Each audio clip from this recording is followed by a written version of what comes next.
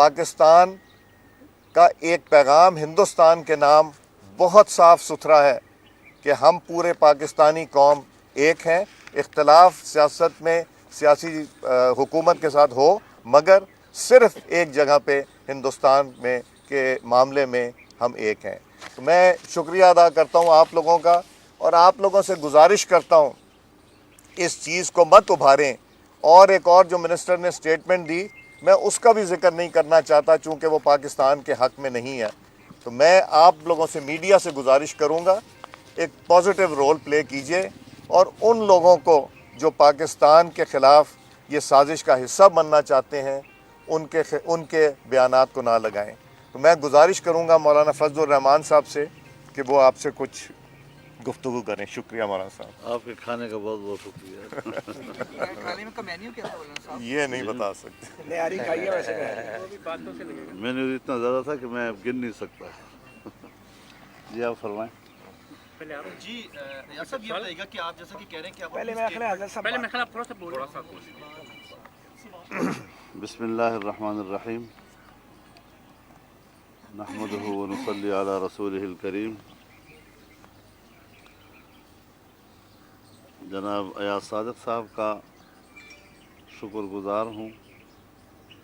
انہوں نے ہمیں گھر بلایا اور ہمیں عزت دی. میں دل سے ان کی قدر کرتا ہوں. جو گفتگو انہوں نے فرمائی ہے میرے خیال میں انتہائی ذمہ دارانہ اور انتہائی سنجیدہ گفتگو انہوں نے کی ہے. ہمارے ملک میں اختلافات کے حدود ہونے چاہیے. ہم اختلاف رائے کا حق رکھتے ہیں. اختلاف رائے اصولوں پر کرتے ہیں، کرتے چلے آئے ہیں، کرتے رہیں گے. لیکن کسی کو اس بات کا حق نہیں دے سکتے کہ ہم ان سے حب الوطنی کے سرٹیفکیٹ بھی لیتے رہیں.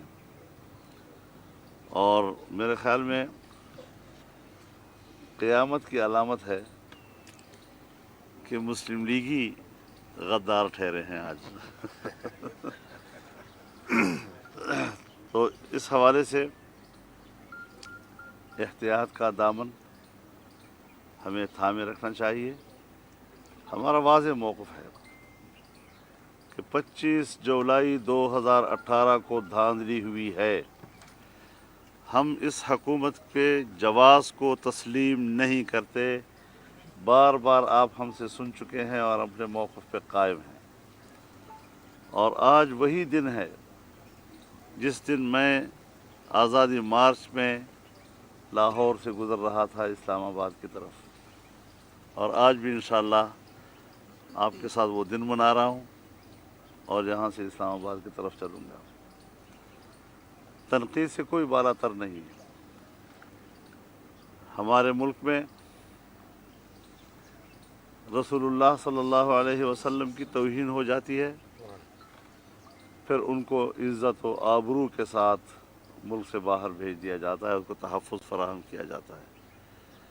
ہمارے ملک میں صحابہ کرام کی توہین ہوتی ہے، پھر انہی لوگوں کو عزت و آبرو کے ساتھ ملک سے باہر بھیجنے کے انتظامات کر لیے جاتے ہیں. لیکن ہمارے ادارے اتنے مقدس ہیں کہ اس کے افراد بھی ان سے زیادہ مقدس ہیں کہ وہ تنقید سے بالا تر ہیں. ہم شاید اس اصول کو تسلیم نہیں کرتے. ہم توہین آمیز رویے کے خلاف ہیں، چاہے وہ عدالت کے بارے میں ہو، جج صاحبان کے بارے میں ہو، جنرلز کے بارے میں ہو. لیکن ہم اپنی توہین بھی برداشت کرنے کے لیے تیار نہیں ہیں. اس قسم کی صورتحال جو پاکستان میں بنائی گئی ہے، جن لوگوں کے زمانے میں پاکستان نے معاشی لحاظ سے ترقی کی اور ہمارے ملک کا ترقی کا سالانہ تخمینہ 6.5% تک پہنچ گیا تھا، آج 0 سے نیچے گر گیا ہے. ملک کا دیوالیہ کر دیا گیا ہے. پچھلی حکومتوں نے پاکستان کو بلیک لسٹ سے نکال کر वाइट लिस्ट ले गए थे। कोई FATF के तहत हमारी कानून साजी नहीं हुई, हमने खुद अपनी पॉलिसियाँ बनाई। लेकिन आज हमारे मुल्क की मईशत कहाँ चली गई है। फिर माशी पॉलिसियाँ कमज़ोर भी होती हैं, माशी पॉलिसियाँ अच्छी भी होती हैं, लेकिन आम आदमी तक उसके असरात 5-5, 6-6 साल बाद, 10-10 साल के बाद मिलते हैं। यहाँ हुकूमत के पहले साल में लोग चीखना शुरू कर गए महंगाई के हाथों, और पहले ही साल में आपको याद होगा कि छोटे ताजरों और दुकानदारों ने देहात की सतह तक जाकर एहतजाजी हड़ताल की थी। इस वक्त मुल्क माशी लिहाज से दिवालिया हो चुका है और पाकिस्तान के लिए अब ये रिस्क बन चुके हैं। मुल्क की बका का सवाल है। नाजायज़ हुकूमतें हम पर मुसलत न की जाएँ, धांधलियाँ न की जाएँ, मुल्क की सियासत में मुदाखलत न की जाए, आइन के मुताबिक मुल्क को चलाया जाए। पार्लियामेंट के इख्तियारात क्या हैं, पार्लियामेंट के हवाले से चीफ एग्जीक्यूटिव के इख्तियारात क्या हैं, हमारे दिफाई इदारों के इख्तियारात क्या हैं, सिविल ब्यूरोक्रेसी के इख्तियारात क्या हैं, उसके अंदर रहते हुए हम मुल्क को चलाएँ। हम एक दूसरे को कोऑपरेट करेंगे, हम उनके साथ खड़े होंगे, वो हमारे साथ खड़े रहेंगे। लेकिन ये कि ख़ुद को महवर समझकर, ख़ुद को मालिक समझकर इलेक्शन के नताइज का ख़ुद को मालिक समझें और अवाम के वोट की तक़द्दुस का ये आलम हो, तो फिर ज़ाहिर है इख्तिलाफ़ भी होंगे, गिले शिकवे भी सामने आएंगे। और फिर अगर हुकूमत वाले जो अहमकों का मुरब्बा है पूरा काबीना, और ये लोग इस किस्म की ज़बानें इस्तेमाल करते हैं कि जिसके बाद आदमी को अपने जज्बात पे कंट्रोल करना पड़ता है, तो मैंने ऐसी कोई अहमक हुकूमत नहीं देखी जो आ बैन मुझे मार की सियासत करती है, जो ख़ुद इश्तियाल दिलाती है अपोजिशन को। हमेशा अपोजिशन इश्तियाल की तरफ जाती है, हुकूमत उसको एतदाल की तरफ लाने की कोशिश करती है ताकि बहरान पैदा ना हो। यहाँ तो बहरान पैदा किए जाते हैं। तो इस हवाले से हम अपने मौक़िफ़ पे कायम हैं और PDM कायम है। PDM को तोड़ने की साजिश कराची में हुई, लेकिन PDM की जमातों ने अपनी भरपूर हिकमत अमली से उसको नाकाम बनाया है और अब भी कायम है, और हम शेड्यूल के मुताबिक अपना प्रोग्राम जारी रखेंगे। ये फरमाइएगा कि आपकी क्या अपोजिशन जमातों की तहरीक जो है वो भी चल रही है, दूसरी तरफ आप क्या समझते हैं कि ये हुकूमत कब तक अपने घुटने टेक देगी? हुकूमत तो नहीं है, हुकूमत जिनकी है, फिर आप कहेंगे आपने फिर नाम ले लिया। मौलाना साहब, अयाज सादिक ने जो भी कहा कौमी असम्बली में, आप उसे इत्तफाक करते हैं या उसे इख्तिलाफ करते हैं? मैं तो समझता हूँ कि इससे भी कुछ आगे जाकर हमें इत्तिफाक करना चाहिए, ये ज़रा कम है थोड़ा। अच्छा मौलाना साहब, ये बताइएगा कि आपने जो बयान दिया लगता ये है कि इमरान खान एक जानिब तो नरेंद्र मोदी को धमकियाँ दे रहे, दूसरी तरफ उन्होंने घुटने टेके मीडिया के सामने, क्या ऐसा है? देखिए, मैं इस इशू को हम जितना जल्द से जल्द ख़त्म कर दें, जो कि पाकिस्तान के इंटरेस्ट में नहीं, तो बेहतर होगा। मैंने वजाहत भी दे दी, मैंने आज भी बात कर दी, और मेरी जो ओरिजिनल क्लिप है वो भी देख लें कि मैंने क्या कहा, वो साफ ज़ाहिर है। अब उसको जो प्ले अप कर रहा है, जो इंडियन मीडिया के एजेंडे को प्ले अप कर रहा है, वो पाकिस्तान से कोई अच्छा सलूक नहीं कर रहा। बस इस इशू को छोड़ें, आप मौलाना साहब मेहमान हैं, उनसे बात करें। मैंने तो गलत बात की नहीं, मैंने बात ही कोई ऐसी नहीं की, मैंने तो वजाहत आपको दे दी है। अच्छा मौलाना साहब, ये फरमाइए कि आपने तहरीक जो है वो हुकूमत के खिलाफ शुरू कर रखी है, जलसों पे लाखों करोड़ों रुपया भी खर्च किया जा रहा है, लेकिन एक आसान सा तरीका है, आप अदम एतमाद तहरीक जो है वो कौमी असम्बली में पेश करें और हुकूमत जो है वो ख़त्म हो जाती है। क्यों आपको अपने लोगों पे एतमाद नहीं है? गौर करते हैं मशवरे पे आपके। देखिए दो चीज़ें हैं। सियासतदान का ये भी एक फ़र्ज़ होता है कि वो आम आदमी का तर्जुमान बने, उसकी ज़ुबान बने। PDM में शामिल जितनी जमातें हैं और उनकी जो क़यादतें हैं, वो आज अवाम की बात करते हैं। जब हम अवाम में जाते हैं, उनको सहारा मिलता है, उनको हौसला मिलता है, और वो समझते हैं कि हम गरीबों का भी कोई बोलने वाला है, बात करने वाला है। वरना जहाँ तक इस्तीफ़ों का मसला है, यकीनन मैं आपसे इत्तेफाक करता हूँ कि ये बहुत ही मुख्तसर और आसान रास्ता है, लेकिन चूँकि हमारे PDM के आने वाले ऑप्शंस में शामिल है ये, तो जो भी तय होगा हम बाहमी मुशावरत के साथ जिस मौके को मुनासिब समझेंगे इस ऑप्शन को इस्तेमाल करेंगे। पीडीएम के सरबराह हैं अब्दुल कादिर बलोच के हवाले से खबर आ रही है कि वो इस्तीफा दे गए हैं।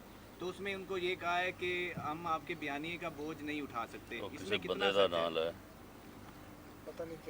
जी मौलाना साहब ये बताइएगा कि समझ में नहीं आई बात। अब्दुल कादिर बलोच के हवाले से खबर आई है कि वो पीडीएम से इस्तीफा दे गए हैं, तो क्या आप उनसे बात करेंगे? मुझे इल्म नहीं है। साहब ये बता दें कि मियां नवाज शरीफ का बयानिया कि हमारी जदोजहद है वो इस हुकूमत को लाने वालों के खिलाफ है, और पीडीएम की क़यादत में ये वादा उठाती है कि हमारा मैंडेट चोरी किया गया, इलेक्शन में इलेक्शन चोरी हुआ। अब गिलगित बल्तिस्तान का इलेक्शन होने जा रहा है, क्या आप समझते हैं कि इसी आर्मी चीफ के होते हुए DGI के होते हुए वो भी शफाफ इलेक्शन होगा? देखिए, इस तरह तो आप गिलगित क्यों जाते हैं? हमारे यहाँ ज़िमनी इलेक्शन भी तो होते हैं, तो हम ज़िमनी इलेक्शन में हिस्सा तो लेते हैं, आवाम के साथ एक राब्ते भी होता है, और नताए सामने आएंगे तो हम जिस तरह इस पर रद्द-ए-अमल दे रहे हैं उसमें भी दे सकेंगे। आपकी गुफ्तगू से ये महसूस होता है आप दोनों की कि 16 अक्टूबर से जो मौका तैयार किया था अपोजिशन जमातों ने, आप उससे पीछे होते जा रहे हैं। ऐसा महसूस हो रहा है कि आप जो आपका मौक़िफ़ था वो बहुत कमज़ोर पड़ता जा रहा है। अयाज सारी साहब ने भी यू टर्न ले लिया और आप भी यू टर्न ले लिया। मैं आपकी नफ्सियात को समझ रहा हूँ, आप एक सहाफ़ी की हैसियत से क्या कहलवाना चाहते हैं हमसे, लेकिन मैं आपको बता देना चाहता हूँ कि अयाज सादिक साहब के बयान से जो प्याली में तूफ़ान खड़ा करने की कोशिश की गई, हमारा ये भी फ़र्ज़ बनता है कि हम अपनी सियासत को उन हदूद में रखें जो आइन और क़ानून के दायरे में हों, पाकिस्तान के हुब्बुल वतनी के दायरे में हों। अगर इस किस्म के कोई इश्तियाल अंगेज़ गुफ्तगू करता है और किसी के कैरेक्टर को तबाह करता है, उसकी हुब्बुल वतनी को तबाह करता है, तो फिर ज़ाहिर है कि उसको नीचे लाना और अपने उस पटरी पे लाना जो उसका हकीकी मकाम है, उस पर अगर हम बात करते हैं तो आप हमें ये आग दिलाएंगे कि तुम तो पीछे हट गए। खुदा का खौफ करो। मीडिया से ख़ास तौर पर कहना चाहता हूँ कि मुल्क को अगर आग लगती है तो भी आपकी इन सवालात से लगती है, मुल्क को अगर ठंडक मिलती है तो आप ये तो गद्दारी का तारुफ बताएंगे, गद्दारी का तारुफ क्या है? सब लोगों को गद्दारी के तारुफ के लिए हमूदुर रहमान कमीशन को सामने लाया जाए, फिर उसके बाद पता चल जाएगा। ये फरमाइए, सिविल लाइन में दरखास्त चली गई है मुकदमे के लिए, आपसे अभी तक पुलिस सुपार ने कोई राब्ता किया या आपने हमको अपना कोई मौक़िफ़ दिया, ये बता दें। जब होगा मैं बता दूंगा। अयाज साहब ये बताइएगा कि आपने कहा कि एक इकाई की आपने बात की, इस एक इकाई के ऊपर जो है नवाज शरीफ का बड़ा तनकीद है, उस एक इकाई के ऊपर आज आप कह रहे हैं आप एक इकाई के साथ खड़े हैं, तो नवाज शरीफ के बयानिया से आप लोग पीछे हटते हैं जो वो तनकीद जो किरदारों के ऊपर कर रहे हैं, तो एक इकाई का क्या मतलब है? आप देखें दोनों मुख्तलिफ चीज़ें हैं, आप मुख्तलिफ चीज़ों को इकट्ठा कर रहे हैं। मैंने जो वहाँ कौमी असम्बली में कहा, उसके बाद मैंने जो वजाहत जब हिंदुस्तान की तरफ से ये हमारे यहाँ के लोगों ने सोशल मीडिया पे किया और हिंदुस्तान की तरफ ये वजाहत भी आ गई और मैंने आज भी वजाहत दी। साहब ये फरमाइए कि आप जब गुड गवर्नेंस की बात करते हैं तो वो मौलाना कहते थे ये करप्शन है। अब ये जो गद्दार और गैर महब वतन कहना कि ये हुकूमत की कोई लाइन है कि आपको और लाइन की जानब ले जा रहे हैं? हज़रत, ये हुकूमत अपनी हमाकतों के नतीजे में अब अयाज सादिक साहब की गुफ्तगू से या उनके कुछ अल्फाज से कोई इख्तिलाफ राय कर सकता है, लेकिन उसके रद्द अमल में पुलवामा का जिक्र करके जिस अक्लमंदी का मुजाहरा किया गया है उसका भी तो अंदाज़ा लगाया ना कि वहाँ है क्या, वहाँ किस किस्म के लोग बैठे हुए हैं।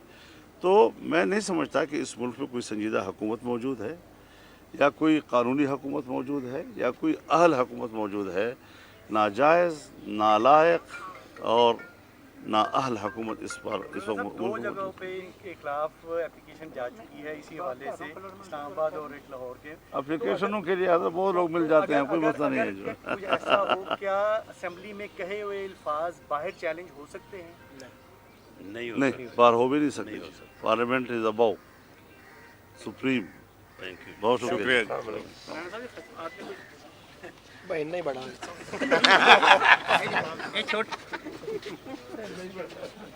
या शेख इधर आ जा।